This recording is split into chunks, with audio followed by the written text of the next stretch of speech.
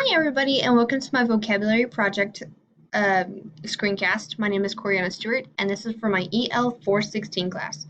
I do want to give a quick warning that if you see a tiny little 4-year-old girl, her name is Copeland, she's my niece, I'm babysitting right now, so just, bear with me. Okay, let's get it going. So right now we have a quick overview, so I'm going to give you the description of the strategy I used. How did I learn about this strategy? Why I chose this strategy with the text? How would I integrate this strategy into a lesson? How would it help my future students? And how I would assess this strategy in the future. And right here we have just a little layout of what this strategy is supposed to be. I'm not going to tell you what it is yet. So if you know, no spoilers, because it's going to be a secret. It's going to be a surprise. So this is just like the basic layout of this particular strategy. As you can see, it's going to be super easy. You can use it through every single content area. So if you're science, math, English, home ec, anybody can use this. Super easy.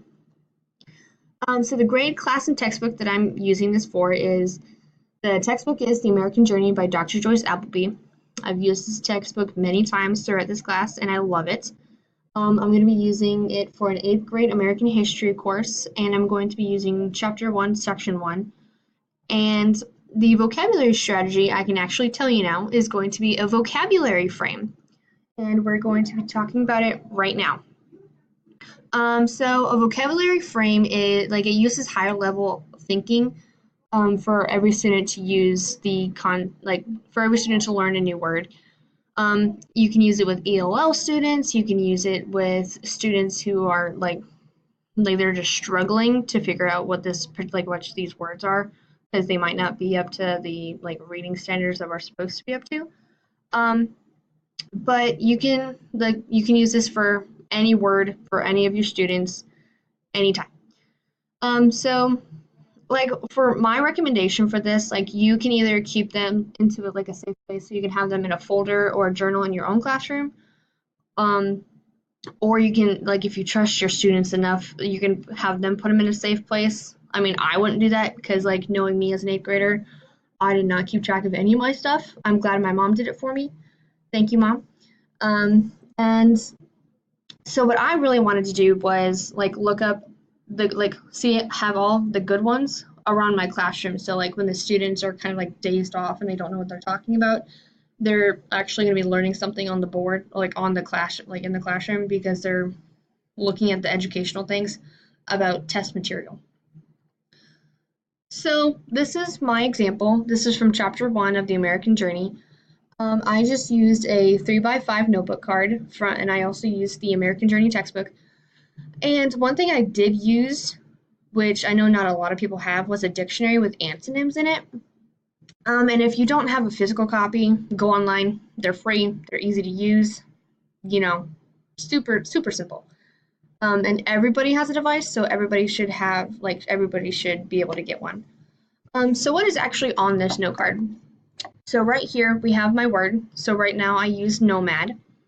Up here is going to be your definition, your personal definition in your own words.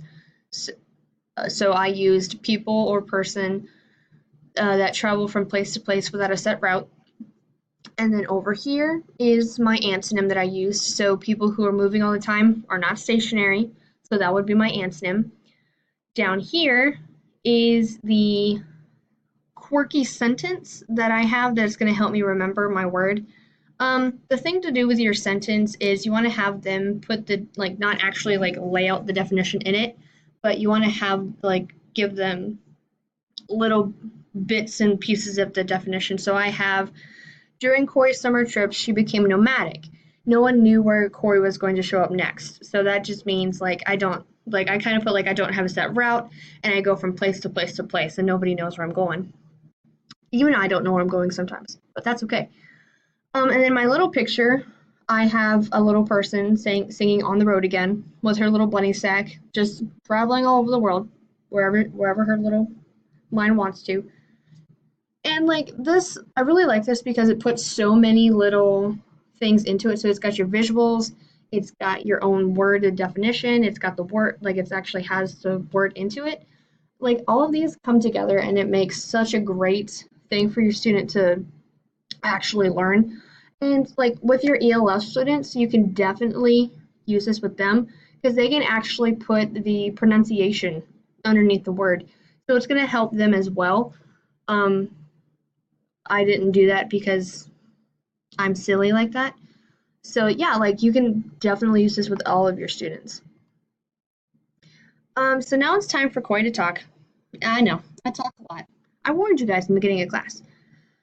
So the way I would assess the vocabulary strategy would be, I would kind of like put it to a game almost, like have them get into groups of 4, and then like give them like a specific, like give them words, and they'd have to like compete about who has the like who would be like who has the better looking one or who has the better definition and stuff like that, and then they would come together and make a complete group note card. So it could be have like a very good definition and with somebody else's very good picture if you have an artist or if you have someone who just really likes to draw. It doesn't have to be an artist. But yeah, it can have like so many different things. So all of your students are combining and going into having one note card.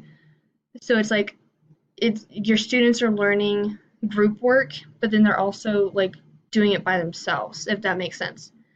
Um, I think, like I said, I think this strategy would really help with reading because they like you can put the pronunciation in it. You're you're just like breaking the word down into like four little pieces. 5 if you put the pronunciation in it. And it's just gonna be like so easy for the students to go back and read it and to go like, oh, I know exactly what this word is. Um, so yeah, like I think it's gonna be super helpful in the future. Um, I chose this text with this strategy because like you always want to have visuals in history, like even if it's secondary, like a secondary source or a primary source or even your own little source that you have, like with the picture that I did. Like you always want to have that visual thing to connect whatever the information to that visual or like whatever you can. You want to have things to connect it to. And like I said, like the lesson and the assessment would kind of be the same thing. So like the assessment could either be for participation, for completion, or like you can actually go and sit down and grade them to see like if the information is actually correct. And then if it is correct, you can just hang them around your classroom and you can have like a proud mom fridge or a proud dad fridge and just like put them there and say like, yeah, this is what my students have done. And so like when you have a parent teacher conference, parents are going to be super proud of like what their students have done because it's going to be all around your classroom. Let's go to the next slide. So right here I have some sources. The 15 vocabulary strategies in 15 minutes is actually where I found the source. So I didn't want to use any of the sources that we talked about in class this week, so I went and I looked some up. This one actually kind of reminds me of like actually a college because like for college you're always like writing on note cards, you're putting the definition on one side and then the word on the other, so you're always trying to study. So I kind of figured like this is what this is. And then the toolbox of ideas is just like a breakdown of the entire strategy, which I thought was very helpful for this video. And then I'm gonna leave it on this quote so y'all can read it and browse it to your heart's content. So life is like a camera. Focus on what's important, capture the good times, develop the negatives, and if things don't work out, take another shot. So thank you for listening to my thing. I'm gonna sign off now. Thanks. Have a good one.